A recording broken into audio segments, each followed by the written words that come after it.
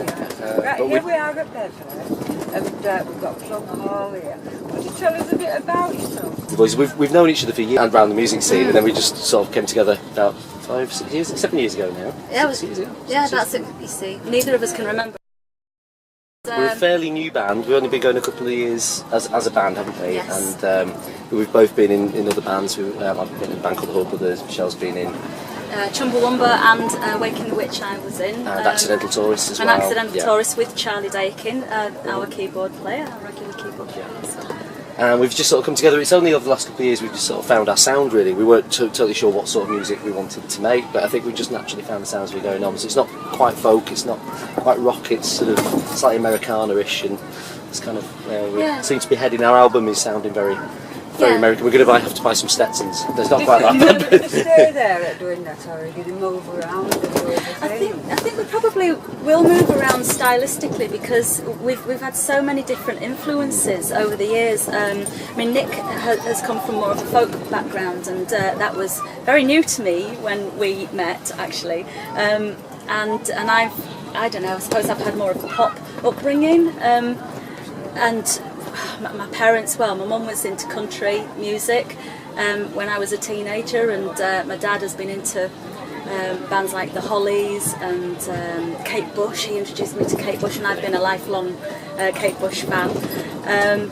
But yeah, I think because our influence is so eclectic, really, we can't help but bring them all on board. So I think it's very difficult for people to define what we do. Yeah, which is probably a bit of a problem. Really. It's like at home we had folk records. My dad had got folk albums. He got Folsom Prison Blues, that's Johnny Cash, and also Scott Walker. So he introduced me to Scott Walker. So I spent years singing like that. I don't know, so I had to sort of stop myself singing like Scott Walker. It's interesting you said that about singing in different ways, because that's probably helped your voice, hasn't it? I think so. Yeah. I mean, I was taught to be. Did you ever have any singing lessons or anything? No. Because I was taught to be a boy soprano. Unbelievably enough, I actually used to sing in church up there and sort of sing to Panis Angelicus and all that kind of stuff. And then I find myself, I have to sort of stop myself from singing in a different voice because I think we're both natural mimics, aren't we? Yeah, definitely. So Michelle can be Kate Bush, and I can be, different. It's absolutely frightening. My Kate Bush impression. I could do Steve Knightley. I see. I grew up copying Annie Lennox quite a bit because I love Annie Lennox's voice, and so it's been hard to move away from that and find my own voice. But I think it's happening now. A little bit late maybe, but it's happening. I wouldn't say late myself. This is, a start. I know, but we're not 18, 20 anymore. And no, we are. We just had very difficult paper routes. The rough estate. But it does feel like a completely new band, and it's really exciting to start something fresh. And it is. We fought against it though, to be honest, because we're married. We've probably resisted getting. Well, I hate to use the phrase "getting into bed with each other." We didn't really. We're getting too much detail about the marriage here. We didn't want to start working together properly because we didn't want to mix business and pleasure. And we've seen that Fleetwood Mac documentary. You see the horror stories where musical couples are concerned, and you just think, God, we don't want to head towards that. You said that last night when you were playing, didn't you? It's and you have to wonder how much of their traumas and trials and tribulations could be attributed to them working together, or whether it was always going to happen. So it's a difficult. We've started writing situation together as well, haven't we? So, but we can't write in the same room. We can't have. If we actually write in the same room, we're just sort of picking holes in each other's stuff. So what I tend to do is I'll write half a song and give it to Michelle. Michelle finish it off, or vice versa. We actually have to go into separate rooms and do it that way. We're talking about we can't even be in the same room. That's true. No, we can't. But it's really strange. We can't. We tried writing face to face. It just wasn't working at all. So we kind of that's how we do it. There's lyrics then. Both? Don't we? Both of us, yeah. Nick's more of a lyricist than I am because Nick can write brilliant lyrics in a matter of 10 minutes, and it takes me a lot longer. But I think I can probably come up with 15 melodies to your one set of lyrics within 10 minutes. Yeah, I wouldn't say it is melody lyrics, but I think I think my strength is definitely the lyrics, and Michelle's strength is the melodies. But Michelle's written some fantastic, beautiful lyrics as well. So yeah. That's very kind. Yes. But what we tend to very well behaved. We are, aren't we? There'll be some extras with all the kind of rubbish. But yeah, so.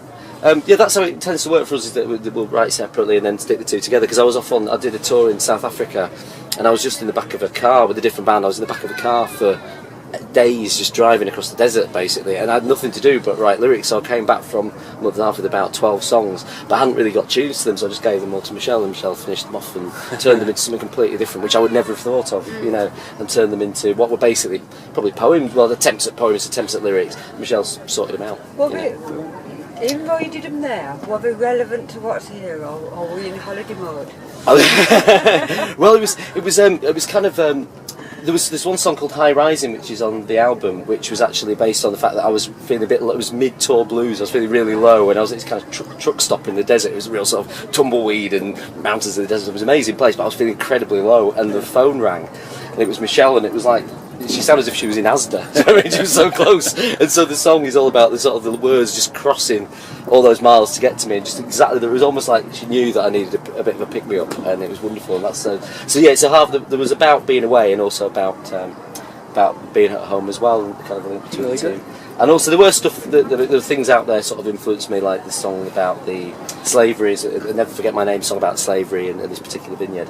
But yeah, not all of them were sort of South Africa based. No, yeah. And at the same time Michelle was writing away. So it's like my favourite Michelle song is probably No Fear, which is a beautiful, beautiful song. And what's that about? Can you say what it's about? Sorry. Well, No Fear was inspired originally by Johnny Kennedy. I saw a programme on television about him. He had a very debilitating condition, which ultimately caused his death, and it very much touched me. But like with all of my songs, it starts with an inspirational moment, but then it sort of moves on to other things, so more personal things. So it ended up being a song about depression, really, because I've had first-hand experience of that, and I know people who have been depressed. So it's things that affect lots of people. I think that's kind of what we try to write about as well. I think that we often get people coming up afterwards, which is a lovely thing, and saying that song just struck a chord with them. They might not really be able to say why, but maybe just something in the lyric might have struck a chord with them or something, which is a really lovely thing when people say that. That's really nice. Well, no, it's nice that sometimes these things come out, because there's a lot of stigma attached to such things. Absolutely. And did you feel like you had to get rid of that? No, I don't feel like I'm trying to do that. It's just an outlet. It's another outlet. Writing a song, or painting a picture, or I don't know. There's a song Thundercloud, which is a kind of about, I was reading an article about Joe Strummer, who's one of my heroes, and apparently when he was really down, his friends used to go, "Come on, Big Chief Thundercloud, cheer yourself up." So we kind of got the idea, because he was sort of carrying his own personal thundercloud around. So I thought the idea of the song would be quite the idea that if someone is down, just to think to remember that they've probably just got this thing going over their heads, but they're actually a lovely person, but they're just struggling with something. So I think that's kind of, yeah. So in a way, it's all about the fact that you maybe sort of just be kinder to someone, maybe if they're feeling down. I think is kind of the idea. It's a wonderful visualisation, is that? The clouds. I can really imagine it, and I heard it earlier on. Oh, you sang it earlier, so yeah, it's brought that meaning to it. And is there a formula that you use when you sort of doing your songs? Does the music come first? Or anything like that? For me, it is actually always the music, but I fished out a poetry book for the first time. It's ridiculous. I should have always been sort of looking to poetry for inspiration, but I've never done that before, because I didn't sort of grow up in a household that sort of promoted that, really. So I'm just doing it now, and it's great at this time in my life that I'm finding new things new ways of sort of galvanising me into writing songs.